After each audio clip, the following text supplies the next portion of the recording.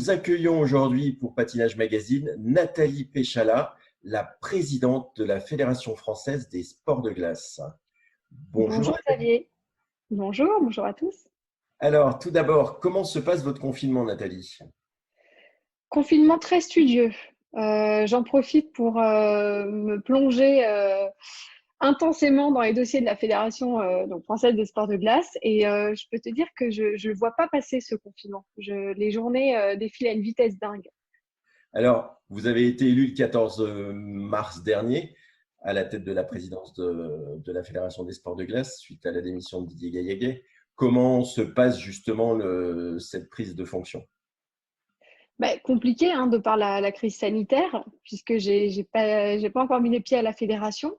Donc, on s'organise avec des visioconférences et voilà, on prend le contact à distance, ce qui nous permet d'avancer, bien sûr. Mais c'est vrai qu'on n'a pas le lien humain et social, on n'a pas la petite pause café. Mais voilà, les équipes sont au complet, le bureau exécutif est au complet.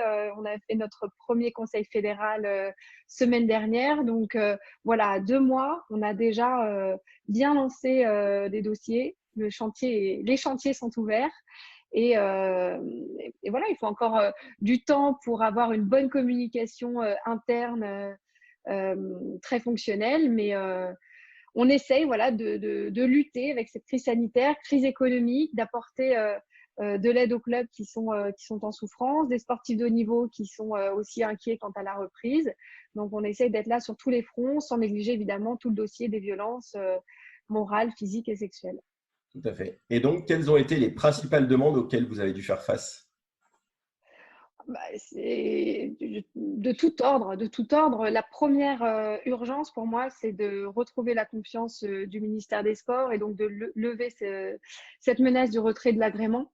Donc, il a fallu mettre en place des actions très concrètes sur la lutte contre les violences. On a fait un questionnaire pour tous les présidents de club pour voir un petit peu comment on pouvait les aider au maximum. On a construit des outils de communication. On vient de signer une convention avec l'association Colosse au pied d'argile. On est en pleine création d'un comité éthique. On a maintenant une référente intégrité à la FFG. Donc, c'est plein de petites choses qui permettent de faire entrer la FFG dans le cadre demandé sur ce plan-là. Très bien. Et donc, la plupart des clubs, comment est-ce qu'ils fonctionnent? Est-ce qu'il y en a qui sont en difficulté financière avec l'arrêt de toutes ces séances de sport? Oui, oui, forcément, puisque les galas de club ont dû être annulés.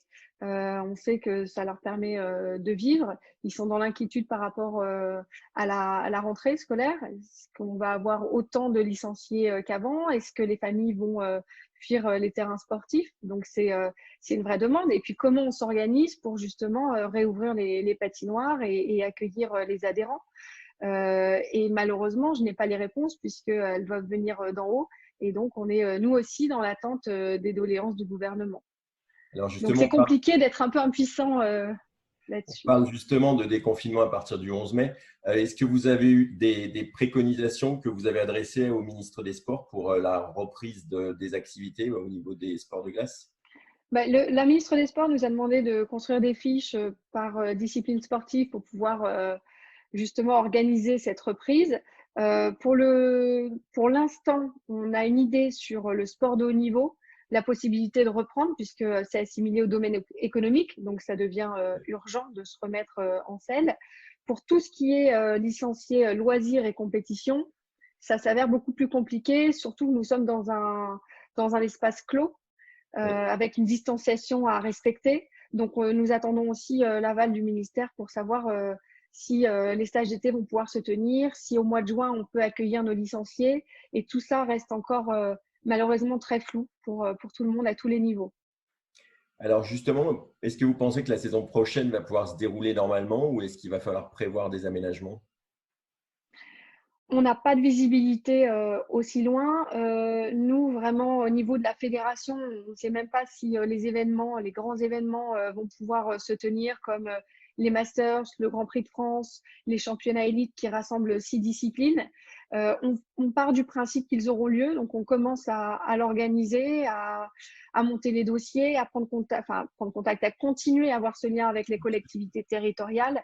Mais c'est vrai que on est quand même dans le flou. Tout peut basculer en fait d'une semaine à l'autre, donc on s'y tient, mais on n'a pas encore les réponses définitives. Ouais. Très bien. Eh ben, merci beaucoup, Nathalie, pour cette interview. Et puis, bon courage pour la suite des événements. Et ben, je rajouterai juste un petit mot pour la Fédération de hockey, comme Luc Tardif l'a fait bien gentiment. Je suis ravie qu'on puisse travailler ensemble sur des dossiers, notamment sur le développement de nos patinoires. Et voilà, je le remercie pour sa bienveillance et son professionnalisme. Vous avez déjà pu un petit peu évoquer les pistes de travail en commun?